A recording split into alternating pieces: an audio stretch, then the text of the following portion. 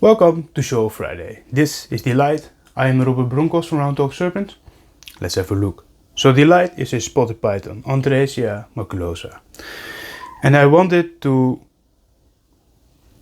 use this species in my very first YouTube video, proper YouTube video, right? Because of all the other Show Fridays are posted on YouTube, but they are in the wrong format, or they are shorts.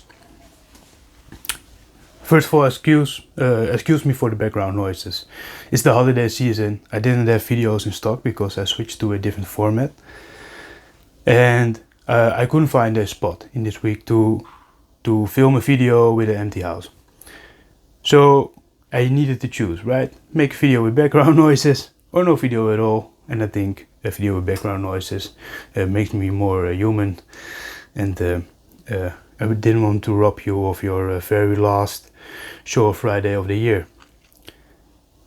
So I wanted to highlight this animal for two reasons, right? Because it's an end of the year. It's the last video of the year, and it's the beginning of a new journey, our YouTube journey, right? Where we have more time, so we can be more relaxed, talk more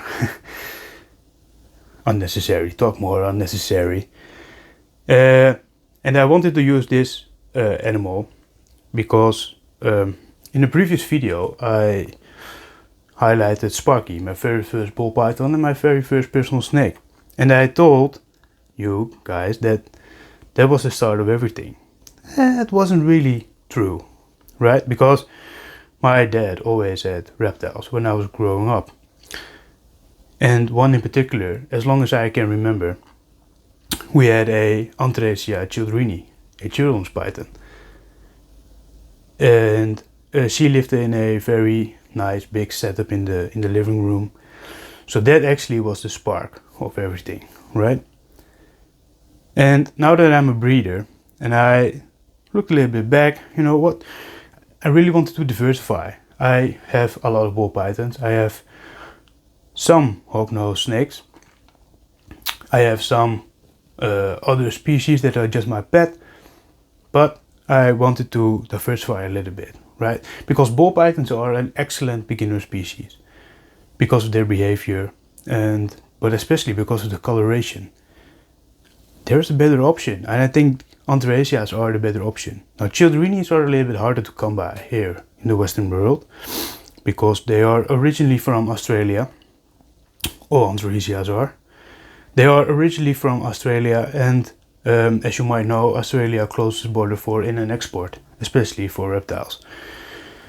So it's hard to have some fresh blood coming here into the Western world. Lost my storyline. So this species, Antaresia maculosa, the spotted python, are a little bit easier to come by here. Not easy, but easier. So, and they are a little bit bigger than the childrinis. Not a lot, but a little bit. So I got an opportunity to buy two sub-adult females. She's one of them. She's Delight. I called her Delight because I needed a duo name. The other one is called Denty. So we have Denty and Delight.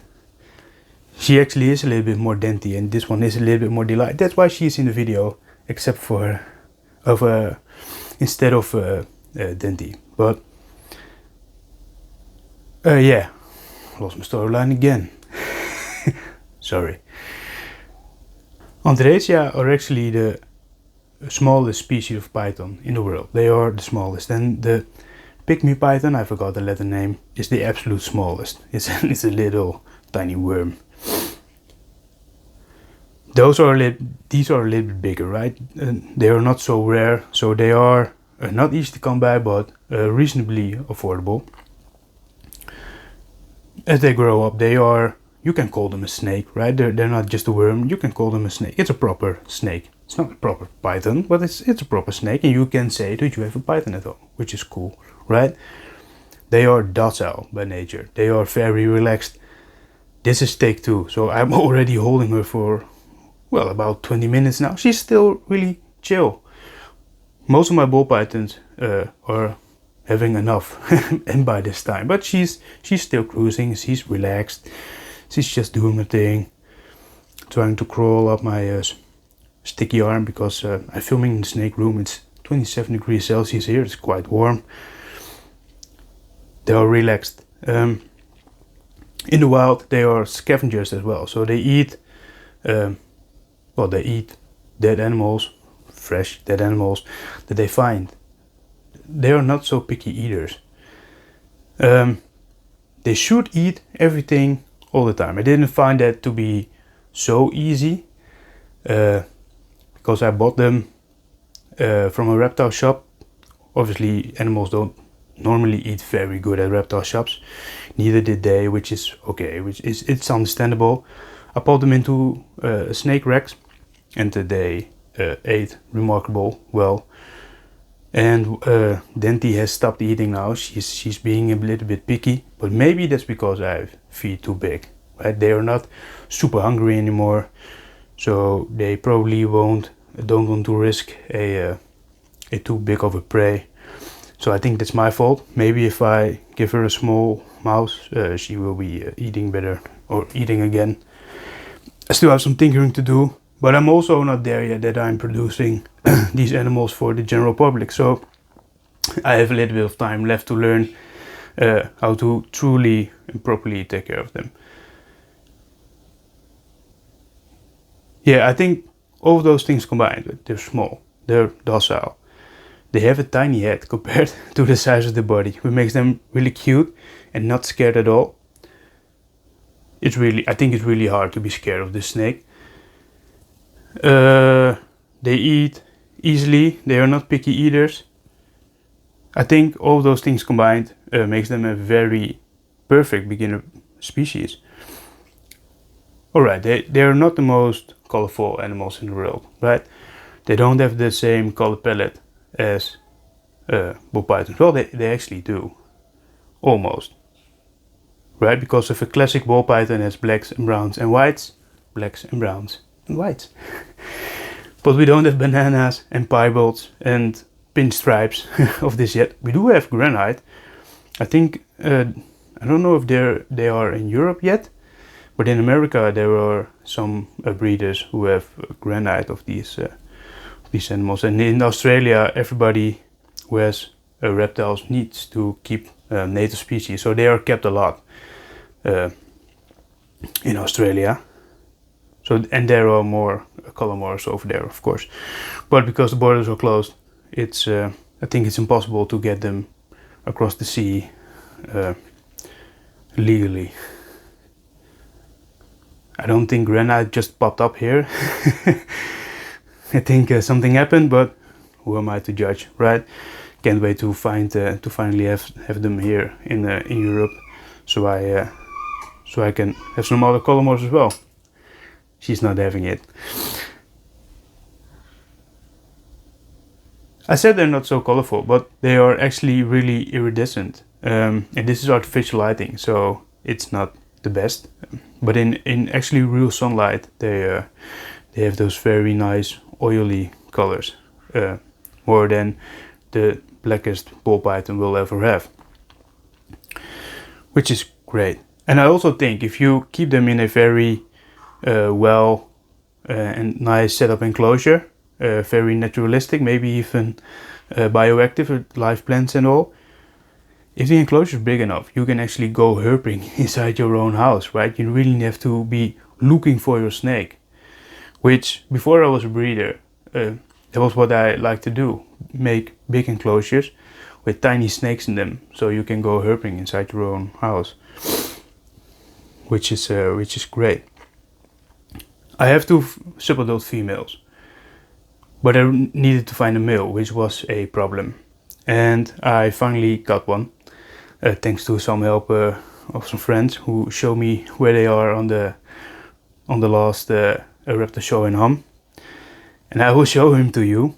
But first I'm going to try if I can make some close-ups of her, because I really want you guys to see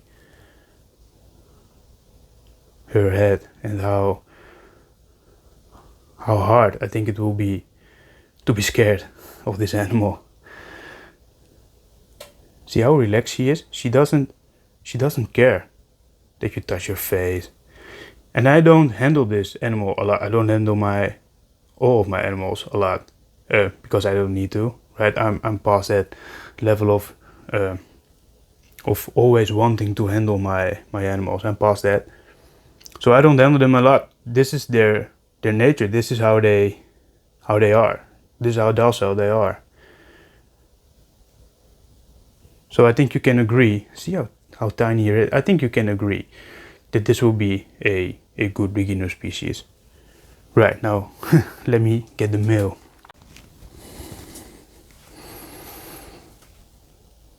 Okay, so I've read about how small they are, but you just will not comprehend how tiny they are until you see them in person. It is absolutely ridiculous.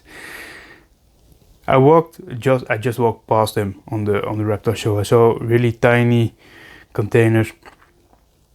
I didn't expect Antaresia to be in there. They were. Yeah, so this is a tiny snake, and I was a little bit worried about buying a snake which is this small. I'm not used to it anymore. I also haven't bought a full baby hognose snake yet. There will be. I did breed in the past. I bred Natrix mauras. They are a European species of fish-eating snakes. They are ridiculously small, less than a millimeter, 1 millimeter in diameter, and about 10 centimeters long. And I needed to feed them baby guppies, so you get a sense of their scale. It's much smaller than this. But well, there's a downside of a very small species of snake. Right? They are cute. You can deny that they are cute, but they are also quite fragile. But he just ate a frozen top pinky right away, no questions asked, which was great. Which was a huge relief. I'm going to try to give you a video on the tiny head. Remarkable, right? So as you can see, this guy has a lot of growing to do before I'm ready to produce some of these amazing animals for you guys. This is plan B. I really hope I can find a adult or sub-adult male. I will keep looking for him. But if not, in 2 or 3 years, I hopefully have him big enough to breed, so I can start making this amazing species available for you guys. So that's it. I am too late to give you some Merry Christmas wishes, but I do hope you had you had a nice time with friends and family and enjoyed a lot of delicious food. But I'm not too late to wish you a nice ending of the year, a nice New Year's Eve, I think it's called in English. So stay safe with those little explosives. Don't blow yourself up. You need your digits to take care of your snakes, right? And I really hope you guys enjoyed the very first proper YouTube video. It will give us more time, as you will see in the length of this video. It will give me more time to explain properly why and how, and give us some options in the future. We can do a proper species breakdown, tell you everything there is you need to know about these animals, or Amazon tree boas. I have here in these enclosures, I have some Amazon tree boas. You can't do that on Instagram because it's not the platform for it. And I've made some longer videos on Instagram, and it's hard to watch because you need to keep moving your screen ever so slightly, but if you move too fast you need to start over. So I think YouTube is a much better platform for the future. So I like to end it there. It's long enough already, so I want to thank you for your time. I really hope you enjoyed, and see you in the next one.